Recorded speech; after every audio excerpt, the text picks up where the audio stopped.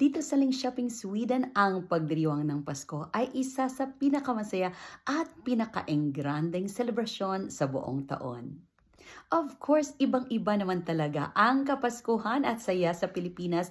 Ngunit para maibsan ang aming homesickness, Christmas is the time when our fellow Filipinos here in Sweden gather regardless of our religious beliefs and political affiliations. At dito sa Ling Shopping ay kakaiba dahil maraming mga kababayan nating mga Pinoy ang dumadayo sa ating pagdiriwang.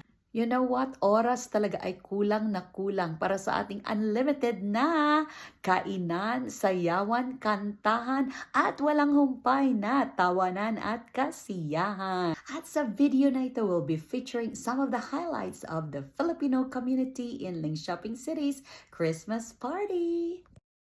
Of course, starring ang ating lechon. Maraming salamat sa sponsor. At this year, super duper umaapaw ang mga blessings na mga pagkain. As in, hindi ko na ma-recognize ang pangalan ng iba dahil ang dami talagang nagdala ng food this year. And ang ating ulam section, dumako tayo dito sa ating fruits and desserts overload. Ang daming-daming minatamis, tinapay, at iba't iba pa.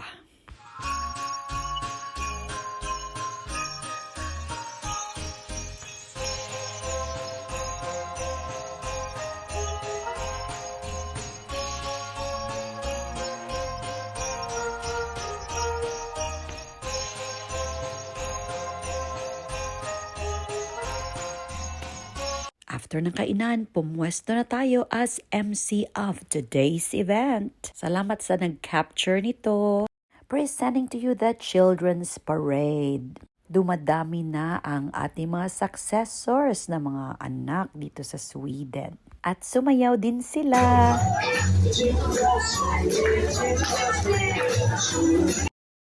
May dumating. Excited ang mga kids sa pagdating ni Santa dahil nagdala siya ng mga regalo.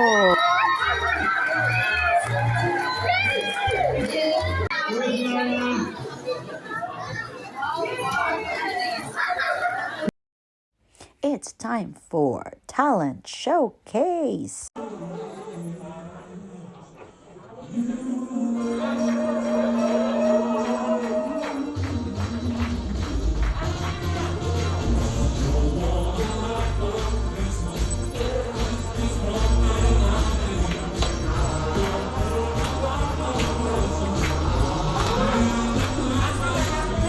At nag-duet din si mom and daughter.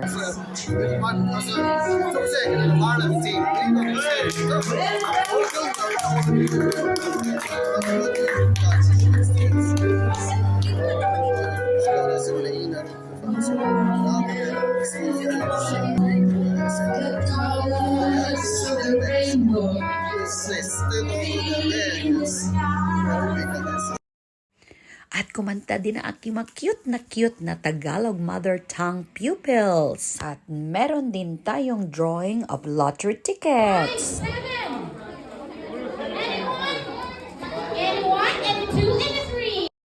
Yay! Nanalo din si Lana.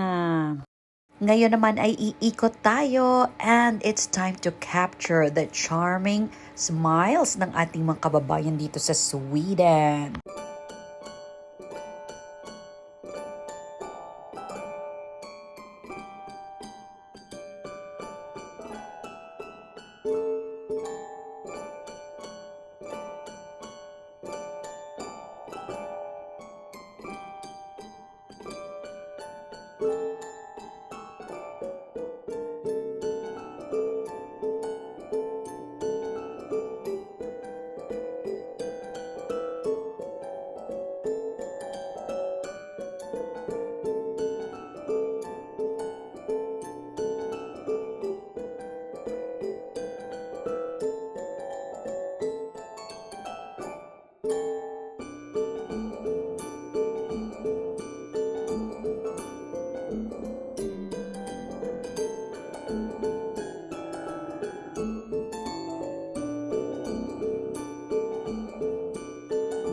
Maraming salamat din sa inyong patuloy na panonood. I hope and pray na naging masaya ang inyong pagdiriwang ng Kapaskuhan.